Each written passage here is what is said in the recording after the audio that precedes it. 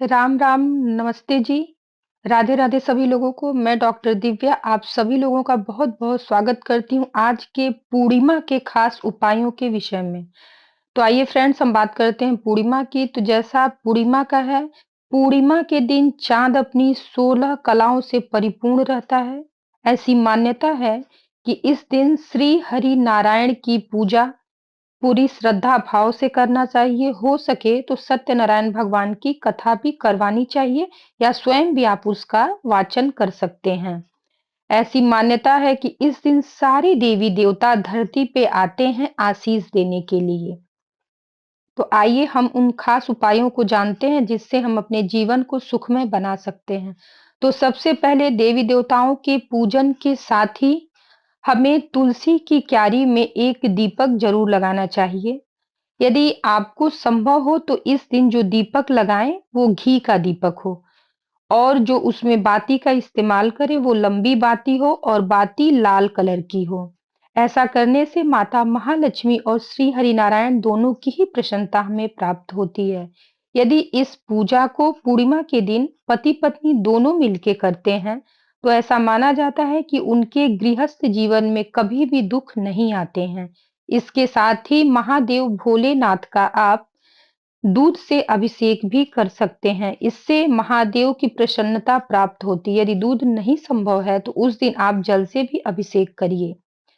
महादेव की प्रसन्नता प्राप्त करने के लिए पूर्णिमा के दिन उन्हें अवश्य ही जल चढ़ाना चाहिए, क्योंकि आपको पता है कि महादेव अपने मस्तक पे चंद्र को धारण करते हैं, चंद्रशेखर कहलाते हैं। तो महादेव की कृपा पाने के लिए, माता पार्वती की कृपा पाने के लिए उस दिन महादेव को जल अवश्य दें। इसके साथ ही साथ जब चंद्रमा का प्रकाश चारों तरफ खिल जाए और अपने पूर्ण प्रकाशमय हो, तो आप ऊपर कहीं खुले स्थान पे, जैसे कि छत होता है, वहां जाके चांद को भी जल दे सकते हैं। इसमें थोड़ा अक्षत और चीनी मिला लें। यदि संभव हो तो दूध से अभिषेक करें। ऐसी मान्यता है कि यदि इस दिन खीर बनाकर और उस खीर को माता महालक्ष्मी को भोग लगाइए और इसके साथ ही चंद्रदेव के प्रकाश में कुछ देर तक खीर को रखिए और चंद्रदेव का भोग लगाइए। उस दिन जो चंद्रदेव का प्रकाश होता है वो अपनी परिपूर्णता पे होता है, और चंद्रदेव की प्रसन्नता से मन की शांति मिलती है, सौंदर्य मिलता है और जीवन में सुख का आगमन होता है। तो जो भी महिलाएं अपने जीवन को बदलना चाहती हैं, अपने जीवन को सुखमय करना चाहती हैं, उस दिन पूर्णिमा के दिन रात्रि में खीर बना के महिलाओं को छत पे रख देना चाहिए और स्वयं भी कुछ देर चांद की रोशनी पे रहना चाहिए। ऐसा करने से जब चांद की रोशनी शरीर पे पड़ती है तो सौंदर्य की प्राप्ति होती है, आकर्षण होता है, साथ में सौभाग्य तो जागृत होता ही है।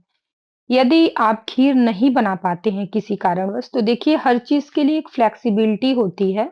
तो मान लीजिए आप किसी वजह से खीर नहीं बना पाए या असमर्थ हैं उस समय बनाने में, तो आप कोई भी जो सफेद मिठाई होती है या फिर सफेद जो भी ड्राई फ्रूट्स होते हैं, नारियल हुआ, दाल मखाना हुआ, बतासा है, दूध की बनी कोई भी मिठाई है, जो भी आपके पास है, उसको श्रद्धा पूर्वक माता महालक्ष्मी को भोग लगाइए।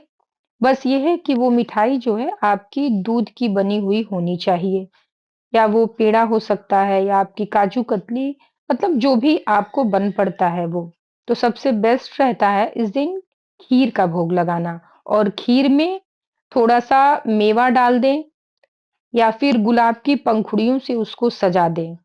इस दिन माता महालक्ष्मी को दीपक जरूर लगाना चाहिए। दीपक जो हो लंबी बाती का हो, और माता का पूजन विधि विधान से करिए। जिस प्रकार दिवाली में माता महालक्ष्मी का पूजन करते हैं, उसी प्रकार जो लोग हर माह की पूर्णिमा को माता महालक्ष्मी का आवाहन करते हैं श्री हरि नारायण के साथ और प्रथम पूज्य श्री गणेश जी के साथ, और पूजन में माता महालक्ष्मी को खीर का भोग लगाते हैं, उनके जीवन में धन धान्य सौभाग्य आता है। और पूर्णिमा के दिन महादेव को जल अभिषेक करने से, चंद्रदेव को जल अभिषेक करने से महादेव की भी विशेष कृपा प्राप्त होती है। महादेव, आपको पता है कि माता पार्वती उनके साथ होती हैं, तो सौभाग्य भी आपको प्राप्त होता है। इसके साथ चंद्रदेव का भी आशीष आपको मिलता है और माता महालक्ष्मी की विशेष कृपा बरसती है। ऐसी मान्यता है कि पूर्णिमा के दिन माता महालक्ष्मी जो होती हैं, वो धरती पे आती हैं धन बाँटने के लिए, सौभाग्य बाँटने के लिए। तो जो भी व्यक्ति इन सभी नियमों का पालन करते हैं अर्थात साफ-सुथरा घर-द्वार करके पूजा-पाठ करते हैं, विधि-विधान से माता लक्ष्मी का आवाहन करते हैं और हाँ दोस्तों, उस दिन रोली, अक्षत, कुमकुम पूजन में अवश्य ही मिला लें।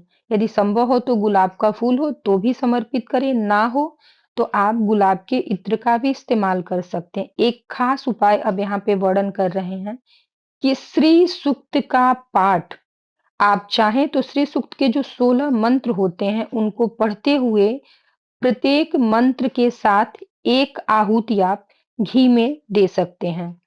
सायंकाल में ये करना होता है, प्रदोष काल के समय आप यदि ऐसा करते हैं, तो माता महालक्ष्मी का जो पूजन है, कहा जाता है वो लाखों गुना ज़्यादा फल देता है। तो फ्रेंड्स इन उपायों को ज़रूर करें और अपने जीवन को सुखमय बनाएँ, सौभाग्यमय बनाएँ। इसके साथ ही आप अपने घर के मेन डोर पे थोड़ा बहुत रंगोली बना सकते हैं, चाहे वो पुष्प का ही हो तो भी चलेगा। अपने मेन डोर पे द्वारबंद बनाएँ, छोटा-सा एक दीप वहाँ पे लगाएँ, रंगोली लगाएँ, थोड़ी बहुत फूल पत्तियों से सजाएँ, तो माता महालक्ष्मी की विशेष कृपा उस घर पे बरसती है। माता महालक्ष्मी की विशेष कृपा प्राप्ति के लिए इन सारे उपायों को अपनाइए और इन उपायों में से जो भी आपसे बन पड़ता है, जैसे मान लीजिए कि 10 उपाय दिए गए हैं, तो 10 में से अगर आप 3-4 भी कर लेते हैं, अपनी फ्लेक्सिबिलिटी के अकॉर्डिंग, जिसमें आपको ईज़िली हो जाए, तो ज़रूर आपको माता महालक्ष्मी की ब्लेसिंग्स मिलेगी और माता महालक्ष्मी और पूर्णिमा के सारे उपाय करने से धन-धान्य के साथ ही हमारा जीवन धीरे-धीरे सुखमय हो जाता है और हमें पता भी नहीं चलता कि कब इन छोटे-छोटे उपायों से हमने स्वयं अपने जीवन को इतना परिवर्तित कर लिया है। तो देखिए फ्रेंड्स जितना जीवन में धन आवश्यक है, उतना ही आवश्यक आजकल के समय में सुख भी है, शांति भी है। इन उपायों की यदि आप करते हैं, जो खीर आप भोग लगाते हैं उसको मिल के ग्रहण करते हैं, तो पूरा परिवार सुखमय रहता है और सबके जीवन में मिठास रहती है। यदि किसी प्रकार की नकारात्मकता घर में है, तो उस नकारात्मकता को दूर करने के लिए चढ़ाया हुआ खीर सबको मिलके ग्रहण करना चाहिए। ऐसा करने से लगातार यदि आप ऐसा करते हैं, तो आपका जीवन धीरे-धीरे सुखमय हो जाता है और सभी परिवार के जनों में धन-धान्य के साथ ही मिठास भी आती है उनके रिश्तों में। इसके साथ ही साथ जो बच्चे होते हैं, वो भी संस्कारी होते हैं। तो फ्रेंड्स इन उपायों को करिए। ये खास महा उपाय हैं जो पूर्णिमा के लिए बनाए गए हैं। इन उपायों को करके आप अपने जीवन को सुखमय बना सकते हैं, अपने बच्चों को संस्कारी बना सकते हैं और धन-धान्य भी पा सकते हैं। तो चलिए फ्रेंड्स अब यदि आपको वीडियो अच्छा लगा हो तो प्लीज़ एक लाइक, सब्सक्राइब कर दीजिएगा। मिलते हैं अगले वीडियो में। धन्यवाद।